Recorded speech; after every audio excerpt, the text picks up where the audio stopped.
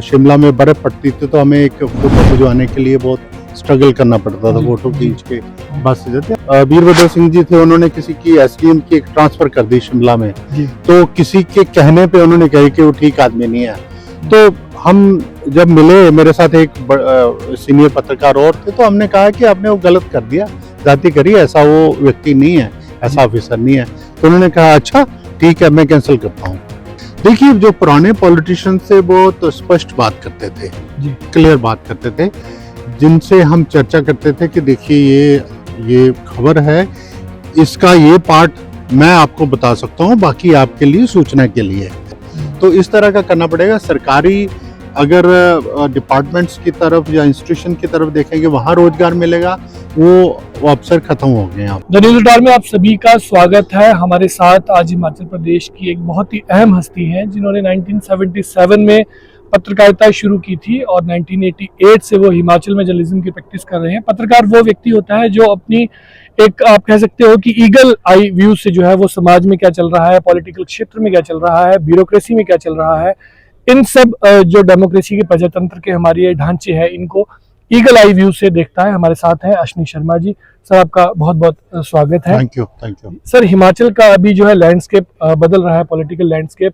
इसमें बदलते लैंडस्केप में और जो पुराने चेहरे थे, शांता कुमार जी थे, प्रेम कुमार धूमल जी थे, वीरभद्र सिंह जी थे, उनमें पंडित सुखराम जी भी थे, इन सब में और आज के जो राजनीतिज्ञ हैं उनमें सर किस प्रकार का आप जो अंतर देखते हैं?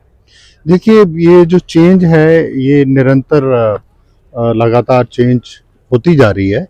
ना केवल जो हमारा पॉलिटिकल लैंडस्केप है, हमारा जो जर्नलिज्म है उसमें भी चेंज आई है। हमारे जो पत्रकार, बड़े नामी पत्रकार होते थे, जिनसे हमने सीखा या जिनके साथ काम किया, वो भी नहीं है अब। और वो उस तरह के जो पॉलिटिशियंस थे, जिनके साथ बैठ के हम चर्चाएं करते थे और खबरें निकालते थे और इन्वेस्टिगेटिव चीज़ें भी आती थी, पॉलिटिकल चीज़ें भी आती थी, सारा डायमेंशन बहुत बड़ा हॉरिजन था, वो पत्रकार भी नहीं है और उस तरह के पॉलिटिशियन भी नहीं है। ये बहुत बड़ा बदलाव है।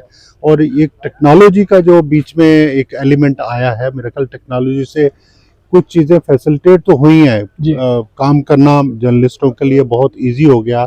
हमें वो भी टाइम याद है, अब हमें टाइम याद है वो जब शिमला में बर्फ़ पड़ती थी तो हमें एक फ़ोटो भिजवाने के लिए बहुत स्ट्रगल करना पड़ता था, फोटो खींच के बस से जाते।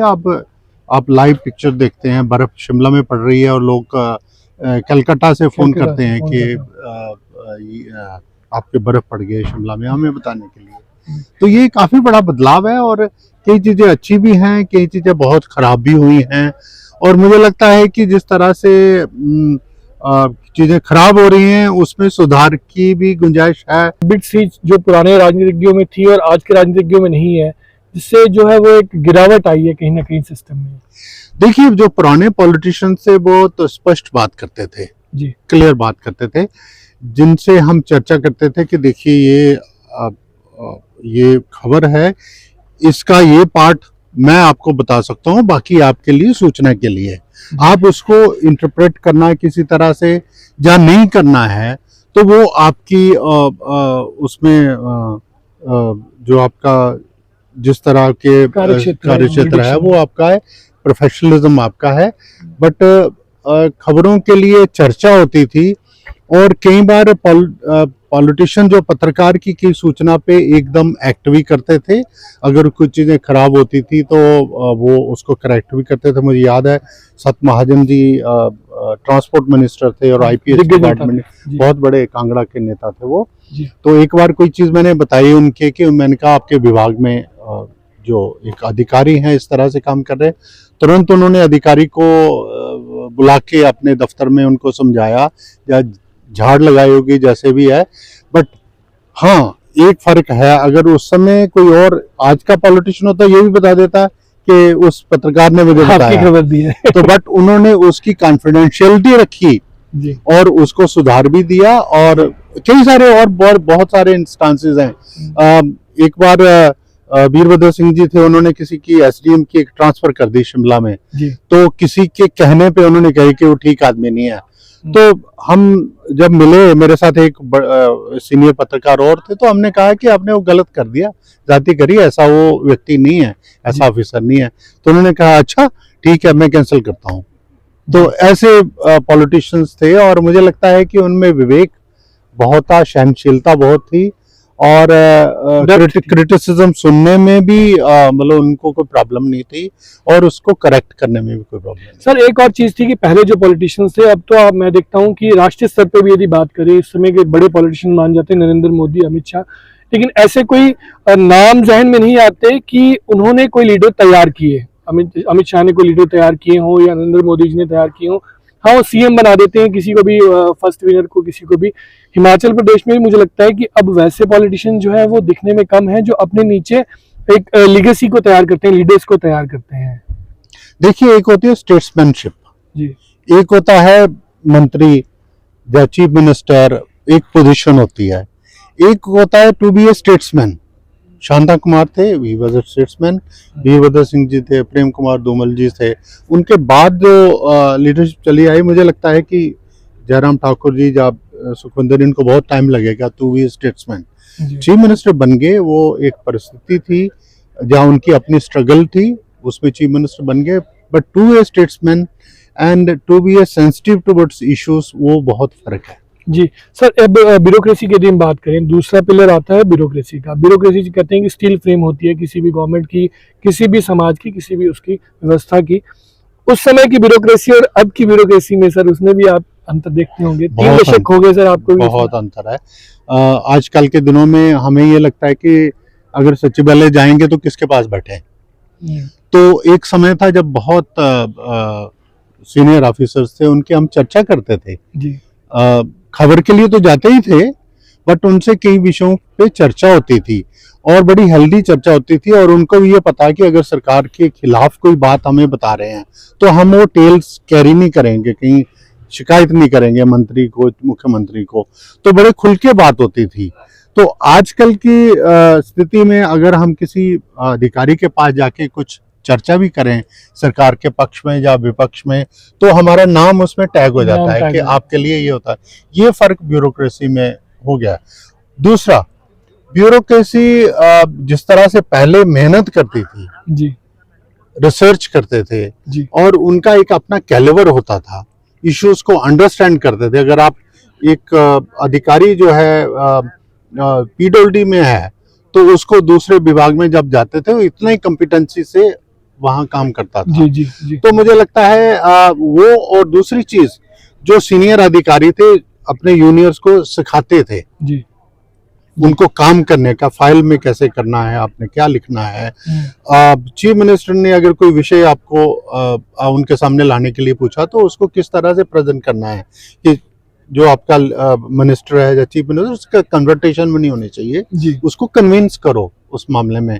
और अगर कोई जूनियर ऑफिसर गलती भी कर देता था, तो बड़ा अफसर कहता था कोई बात नहीं, मैं उसका समाधान करूंगा, मैं अपने जो पॉलिटिकल लीडरशिप है उसको कन्विंस करूंगा, आपको चिंता करने की जरूरत नहीं। बट अभी हमें कई ऑफिसर बताते हैं कि मैंने ऊपर से कहने पे, किसी अधिकारी के कहने पे वो काम कर दिया, बट जब शामत आ गई मेरी, तो उस अधिकारी ने डिफेंड नहीं किया। तो ये एक समस्या बहुत बड़ी आ गई है, और इसके ऊपर जो यंगर ऑफिसर्स हैं वो रिस्क नहीं ले रहे। पहले यंगर ऑफिसर जो रिस्क लेते थे, और उनको पता होता था कि हमारा ऊपर जो अधिकारी है हमें प्रोटेक्ट करेगा। सर आपका, मैं वही कह रहा हूँ कि सर आपका 30 साल से भी ज्यादा का स्पैन है। एक पॉलिटिशियन के लिए ऐसा आप अधिकारी की कुछ क्वालिटीज बता सकते हैं सर, जो पॉलिटिशियन के लिए भी ठीक हो, पार्टी के लिए भी ठीक हो, जनता के लिए भी ठीक हो, और सिस्टम के लिए भी ठीक हो। 3 क्वालिटीज ऐसी कौन सी हैं जो एक ऑफिसर में होनी चाहिए, जो पब्लिक भी कनेक्ट बना के रखे और पार्टी और गवर्नमेंट दोनों को फायदा दे सर? देखिए, सबसे पहले तो उस अधिकारी को अपने आप को कन्विंस करना पड़ेगा कि जो मैं कर रहा हूँ, मैं अपनी ईमानदारी से, जो अगर फाइल पे नोटिस भी ला रहा हूँ, या कोई फैसला प्रपोज कर रहा हूँ सरकार को, कोई प्रपोजल दे रहा हूँ या प्रोजेक्ट बना रहा हूँ, तो इसमें ईमानदारी है। ये नहीं कि अगर मैं ये प्रोजेक्ट बना रहा हूँ, मेरे उसमें फॉरेन टूर कितने बन जाएंगे। हाँ, और मेरी उसमें अपनी छवि अपनी ऊपर हो जाएगी। अब सोशल मीडिया, कुछ अधिकारी सोशल मीडिया का भी यूज कर रहे हैं, पहले कहाँ सोशल मीडिया था। और अधिकारी किसी चीज का अपने आप क्रेडिट नहीं लेते थे, सरकार को क्रेडिट जाता था। तो अब जो अधिकारी हैं वो अपना क्रेडिट खुद ले रहे हैं, चाहे काम थोड़ा हो, बट उसको सोशल मीडिया में लगा के, या सोशल मीडिया के जो प्रमोटर्स हैं, जो सोशल मीडिया यूज करते हैं, हाँ, उनको लगा के कि मेरा जरा थोड़ा सा प्रमोट कर दो। और दूसरी चीज ये भी आ गई है कि कुछ अधिकारी अपनी फैमिलीज को भी प्रमोट कर रहे हैं, उनको भी सोशल मीडिया के थ्रू प्रमोट करने की कोशिश करते हैं। पहले वो नहीं होता था, एक लकीर होती थी उसके आगे, ये मेरा परिवार है, ये मेरी प्राइवेट लाइफ है, ये मेरा। कोई इंस्टेंस सर याद होगा आपको पुराना, कोई ऐसा अधिकारी जिसने कुछ ऐसा किया हो कि पॉलिटिशियन की भी छवि बन गई और पब्लिक वेलफेयर का भी काम हो गया? कोई ऐसी पुराने ऑफिसर? बहुत सारे इंस्टेंसेस, बट अभी इमीडिएटली मुझे कोई याद नहीं आ रहा है। कोई ऐसे बड़े अच्छे ऑफिसर जो है उनका नाम आप बता पाएंगे? नहीं, ऐसे नाम लेना ठीक नहीं है जी। बहुत बड़े बड़े ऑफिसर है, अगर एक दो का नाम लूं तो वो नहीं छूट जाएंगे। हाँ वो है, बट कुछ अधिकारी बहुत अच्छे हैं जिन्होंने स्टेट की डेवलपमेंट के लिए, विकास में और करप्शन को पकड़ने में बहुत अच्छा रोल निभाया। और अब कुछ ऐसे अधिकारी भी हैं जो मतलब करप्शन भी कर रहे हैं, पावर का मिसयूज भी कर रहे हैं। उस समय ये नहीं होता था, अगर होता भी था तो एक पर्दे के पीछे होता था, छुपा हुआ। जो अगर आपने कहीं गाड़ी अपने परिवार को, बच्चे को भेजा कहीं पे, तो एक रिस्ट्रिक्शन से रिस्ट्रिक्टिव होता था, बट अब वो सब चीजें चल रही हैं। सर एक बार कंक्लूड करेंगे बस लास्ट इस बात की लेकर कि बेरोजगारी से दिन प्रतिदिन बढ़ती जा रही है और हर घर की समस्या बन गई है बेरोजगारी। और कोई लोग रोजगार भी है तो उनको सैलरी उतनी नहीं मिलती है। सर हेल्थ की समस्या, एजुकेशन जो है वो 21वें नंबर पे क्वालिटी ऑफ एजुकेशन में हिमाचल प्रदेश आ गया है। तो आपको कहीं कोई लाइट दिखती है ऐसी ब्यूरोक्रेसी में या पॉलिटिकल सर्कल्स में कि हाँ यार ये लोग कुछ हैं जो है एक बदलाव ला सकते हैं, रेवोल्यूशन ला सकते हैं? देखिए, जब से टेक्नोलॉजी का यूज शुरू हुआ तो कई सारे जॉब्स लॉसेस भी हुए हैं। अब जो आर्टिफिशियल इंटेलिजेंस आ रहा है उसमें अब मीडिया को भी नुकसान होने वाला है बहुत ज्यादा। जर्नलिस्ट के भी अपना, हालांकि उसमें फैसिलिटेट भी करेंगे, बट उसका नुकसान होगा। टेक्नोलॉजी के बाद आने के बाद कई सारे चीज़ें नई आ गई हैं, वो जो मेहनत करने वाले लोग हैं वो नहीं है, मतलब इस तरह का कुछ चला हुआ है। बट मुझे लगता है कि बेरोजगारी का जो इशू है, हमें सिर्फ गवर्नमेंट की तरफ नहीं देखना पड़ेगा। हमारी एजुकेशन में ऐसे बदलाव हों कि अगर हम कॉलेज और यूनिवर्सिटी से निकलें तो हम लोगों को जो कम पढ़े उनको रोजगार देने में सक्षम हो। तो इस तरह का करना पड़ेगा। सरकारी अगर डिपार्टमेंट्स की तरफ या इंस्टीट्यूशन की तरफ देखेंगे वहाँ रोजगार मिलेगा, वो अवसर खत्म हो गए हैं, खत्म हो गए। और अगर आप डेली वेजर लग रहे हैं ग्रेजुएट बन के और पोस्ट ग्रेजुएशन करके, तो वो कोई मतलब नहीं है। मुझे लगता है कि थोड़ी एंटरप्रेन्योरशिप लाने की जरूरत। बट अभी आपको लाइट दिख रही है सर, वही मैं पूछ रहा हूँ। लास्ट सवाल है कि ब्यूरोक्रेसी या पॉलिटिकल सर्कल जो है हिमाचल का, उसमें कहीं कोई आपको रे ऑफ होप दिखता है कि ये कुछ चुनिंदा लोग हैं, ये इसमें कुछ कर सकते हैं? नहीं, मुझे तो लग नहीं रहा। पॉलिसी चेंज होते रहती हैं, कुछ लोगों को एडवांटेज मिल जाता है, कुछ फिर छूट जाते हैं। अब रिक्रूटमेंट में किस तरह के स्कैम्स हमारे सामने आ रहे हैं, पेपर लीक के इश्यूज आ रहे हैं, तो काफी प्रॉब्लम है। बट फिर भी मुझे लगता है कि जो मेरिट है, मेरिट स्टिल प्रिवेल्स। जो अच्छे काम करने वाले लोग हैं वो कहीं ना कहीं अपना बना लेते हैं। जो हिमाचल के बच्चे यहाँ नहीं काम कर पा रहे, बाहर जाके बहुत अच्छा काम कर रहे हैं। तो इसका मतलब है कि हम इसको कंक्लूड यही कर सकते हैं सर कि जनता को अपने लेवल पे अवेयर होना पड़ेगा, उनको समझनी पड़ेंगी अपनी राइट और ड्यूटीज, और उनको ही सिस्टम को समझ के जो है उस प्रकार से वो दिशा में चले ताकि जो सिस्टम सुधरे। जनता का पार्टिसिपेशन मुझे लगता है कि ब्यूरोक्रेसी और पॉलिटिकल सर्कल में जरूरी है। अगर मैं the participation in governance, participation in decision making, और अगर हम लोगों को चुन के भेजते हैं वो भी तो हमारा पार्टिसिपेशन है ना। किन लोगों को चुन के भेज रहे हैं, या इलेक्शन में किस तरह का एनवायरनमेंट उस समय क्रिएट हो जाता है, जिसके पास ज्यादा पैसे हैं। अब जो पॉलिटिशियंस थे, मुझे लगता है कि यहाँ असेंबली में ही किसी ने कहा कि शराफत जो है एक बहुत बड़ा चैलेंज हो गया अब। तो ये कई समस्याएं आ रही हैं। मुझे लगता है कि सोसाइटी ग्रो कर रही है, कहीं ना कहीं बदलाव आएगा। रे ऑफ होप तो कहीं मिलेगी। हम इसके साथ कंक्लूड करते हैं सर कि जनता का जो पार्टिसिपेशन है वो गवर्नमेंट्स को चलाने में, मॉनिटर करने में, रन करने में, फीडबैक देने में, लीडर्स को चुनने में जो है वो बहुत अहम है। तभी समाज में कहीं ना कहीं हम लोग बदलाव देख सकते हैं। सर आपका बहुत बहुत धन्यवाद। Thank you.